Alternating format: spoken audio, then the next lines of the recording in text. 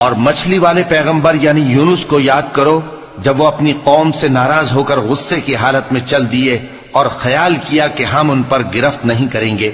مگر پھر اندھیروں میں اللہ کو پکارنے لگے کہ تیرے سوا کوئی معبود نہیں، تو پاک ہے اور بے شک میں قصوروار ہوں۔ تو ہم نے ان کی دعا قبول کر لی اور ان کو غم سے نجات بخشی، اور ایمان والوں کو ہم اسی طرح نجات دیا کرتے ہیں۔ اور زکریا کو یاد کرو جب انہوں نے اپنے پروردگار کو پکارا کہ پروردگار مجھے اکیلا نہ چھوڑ اور تو سب سے بہتر وارث ہے، تو ہم نے ان کی پکار سن لی اور ان کو یحییٰ بخشے اور ان کی بیوی کو اولاد کے قابل بنا دیا۔